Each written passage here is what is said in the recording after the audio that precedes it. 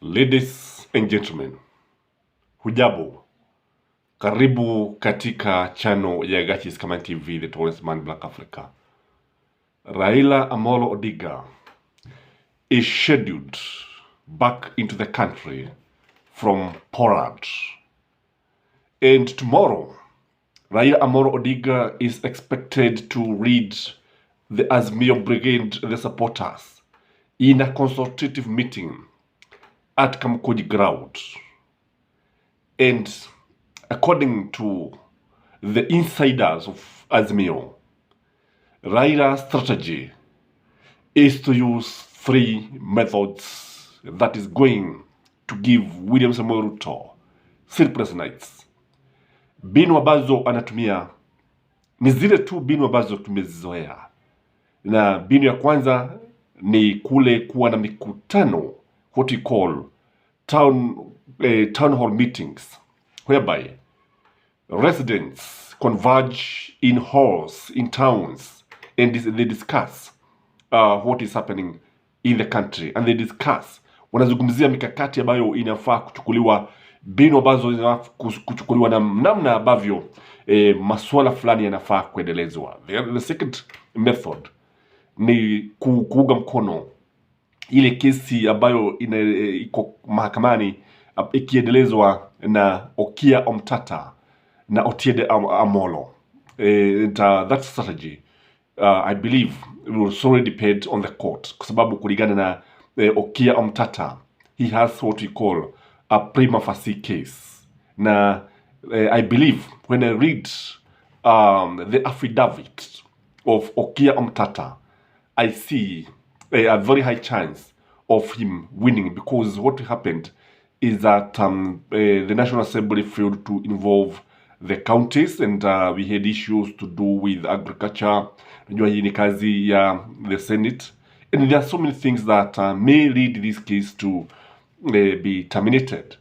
The other one is protest. So if you look at these three methods, they are methods that Kenyans are used to. They are methods that even the government is used to. And if I were William Samoei Ruto, I would allow Azimio to continue with the three methods. But if you ask me, the three methods are not likely to give good results. They are not likely to give good results. Remember, the protest is about the high cost of living. The protest is about the 2023 finance bill. The protest is about IBC na mambo mengi ambayo yanahusika pale. So what should Raila do? What should Raila do? And many people have been asking me why I'm not supporting the government. No, I'm not supporting. I don't. You cannot say that I'm not supporting the government. I'm supporting the government by showing the government what should be done. In fact, I'm helping the government to achieve its objectives by pointing out the mistakes here and there. So what should Raila do? If you're joining this channel for the first time, take that 1 second, like this video, and back to the main business. The first thing, if you ask me, that Raila should do, or another method, mbinu ingine ambayo nafaa kuongeza ni kwamba he should have regional parallel town hall meetings. Isiwe tu ni mahali pamoja. And I believe, for instance, if the town hall meetings are going on in Nairobi, they should also go on in Mombasa, in Northeastern, that is in the county, especially in the county headquarters or regional headquarters. Because I believe when you go to the coast, Mombasa is a regional headquarter.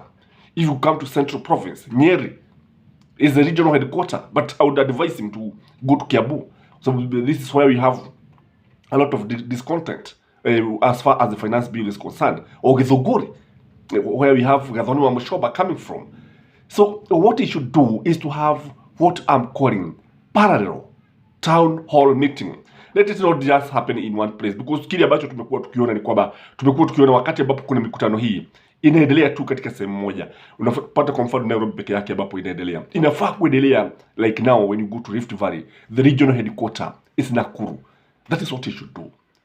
The second major method, mbinu ambayo, and this one I think is a surprise to many people.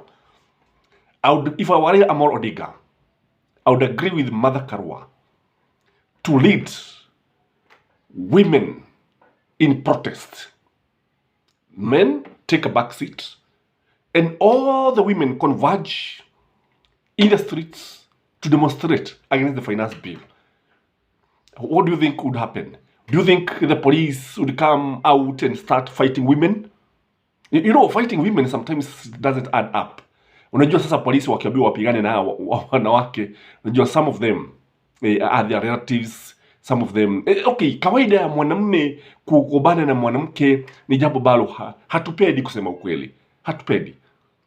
Na mwanamke anaweza kuchopeka vidole ndani ya macho, and there's nothing you do, just watch and try to stop her, but kungangana na yeye inaweza kuwa vigumu sana. So what do you think would happen with our viewers if all the women of Kenya were to come out of the street in protest of 2023 finance bill?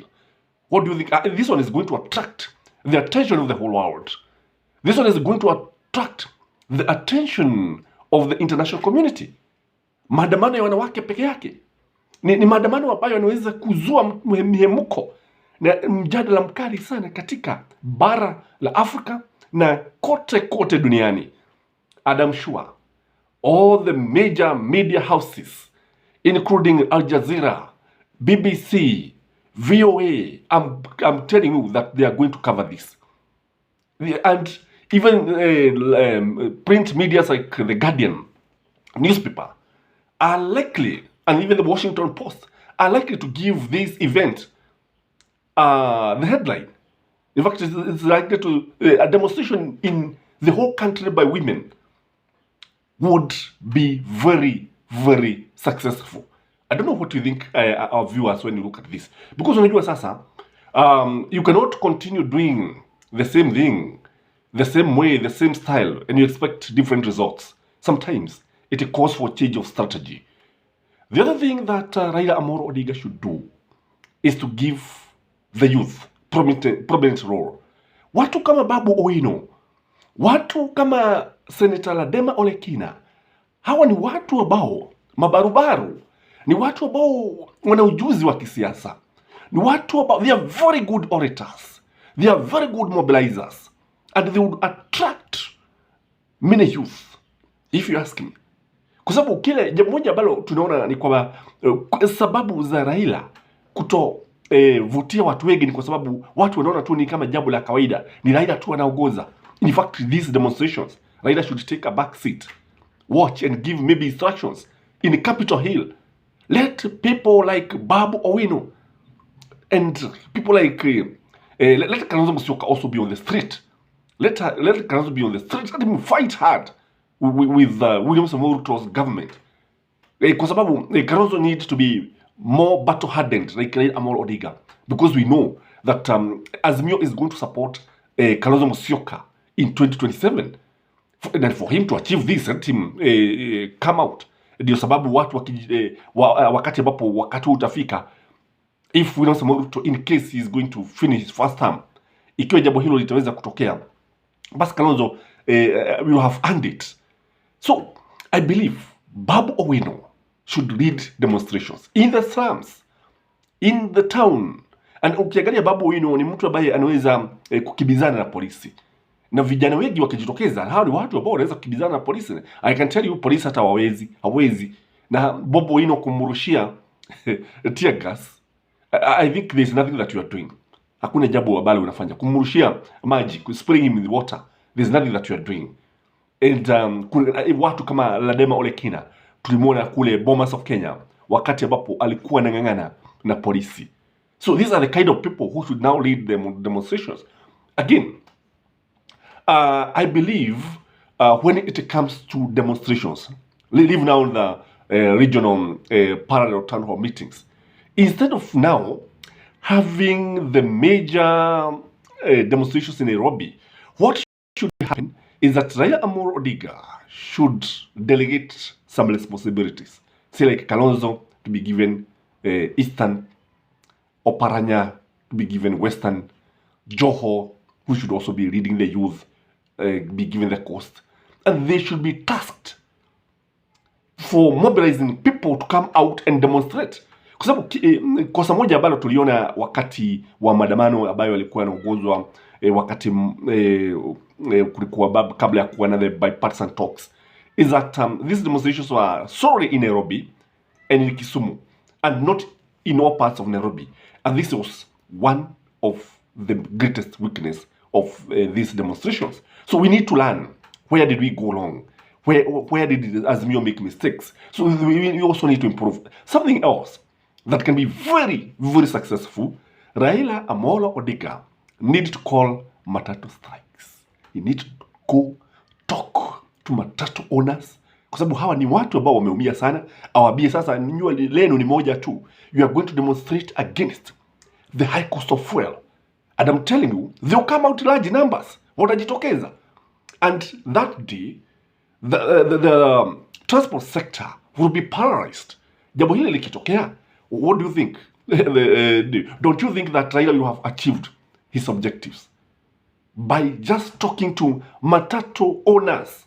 Talk to the officials, convince them that you need to come out and demonstrate as per the constitution. Remember, they are coming out not with the weapons. They are coming out unarmed, without even a pencil.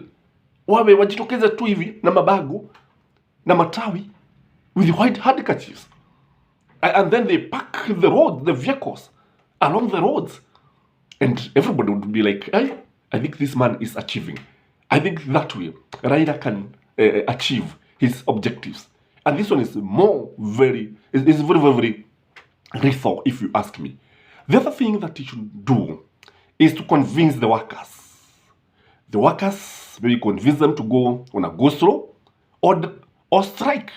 Talk to the doctors, talk to the teachers, talk to the government workers, the civil servant, because these are the people. Tell them, we are going to demonstrate against the housing levy. Waambie hivi, iwe ni siku yao ya maandamano, iwe ni siku, hata kama ni siku moja, siku mbili za mgomo. That way, his impact will be felt. And I can tell you, he is going to force William Samoei Ruto to make some adjustments.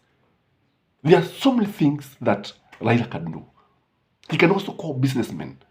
Unajua, kama kuna watu wameumia, kama kuna watu wataumia, kama kuna watu wamegogwa, kama kuna watu wamerabwa na William Samoei Ruto, ni wafanyi biashara. If we go to Gekoba, that is when you realize that the businessmen have been hit hard. If you go to Nyamakema, that is when you see how William Samoei Ruto's government has destroyed businesses. If you go to KENYAN, that is when you'll know that this government has really destroyed the businesses, especially of the Kikuyus. I think that is what should be done. And I think Raila Amolo Odinga should not even shy away from having meetings, demonstrations, even in Sogoi. That would be very, very successful. Because one thing that is uniting this uniting this country is the 2023 finance bill.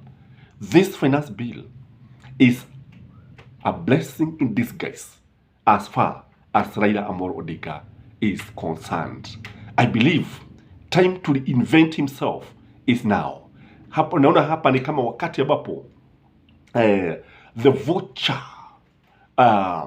is debunked, and again it has developed a new beak. Will Raila Amolo Odinga utilize this chance? Because according to me, it is a golden chance. This is your host, Gachie Skyman, the tallest man in Black Africa. Kindly like our video, and for subscribers, we are very, very humbled. Bye bye.